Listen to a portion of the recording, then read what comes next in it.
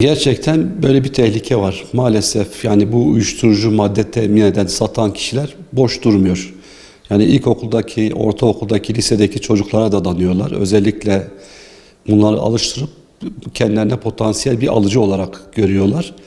Biz de bunu engellemek için bizim TBM eğitimlerimiz var. OBM eğitimlerimiz var. Okullarda bütün rehberlik öğretmenlere bu eğitimleri verdik. Çocuklarımıza bu eğitimi verip en azından uyuşturucu bağımlılığından, bu tür sıkıntılardan uzak durmaları için her türlü biz tedbiri almaya çalışıyoruz.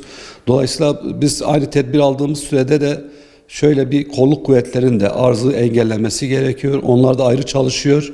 Beraber yani halkla İçişleri Bakanlığı, Emniyet, Jandarma, halk bir arada olursa bu uyuşturucu bağımlılığından ancak o şekilde kurtulacağımıza inanıyorum. Dolayısıyla topyekün bir mücadele vermek gerekiyor. Biz 2026 yılını da bağımlılarla ilgili bağımsızlık yılı ilan ettik.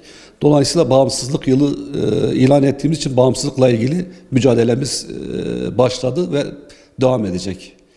Tabii yani burada ilk fark eden aile oluyor. Çocuğundaki bir ruhsal değişim, davranış bozukluğu ilk aile tespit ediyor. Onun için ilk annenin, babanın daha dikkatli olmasını istiyoruz. Bir değişiklik hissettiklerinde direkt Yeşilay Danışmanlık Merkezi'ne, Yeşilay şubelerine, öğretmenlerine, rehabilitasyon öğretmenlerine, rehberlik öğretmenlerine müracaat etmelerini istiyoruz. Dolayısıyla yani aile merkezli tedavinin ilk başlangıcı aile. Aile tespit ettiği gibi ilgili kurumlara haber verirse daha etkili olacağına inanıyoruz. Maalesef çok tehlikeli. Çünkü uyuşturucu öyle bir etkili ki insan akıl sağlığını başından alıyor. Ruh sağlığını başından alıyor. Dolayısıyla şu an kimyasal, sentetik uyuşturucular daha da tehlikeli.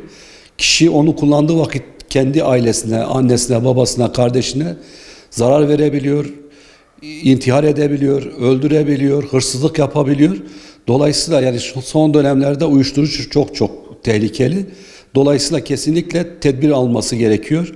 Bunu az önce dediğim gibi kolluk kuvvetleri ve halk beraber yapması gerekiyor.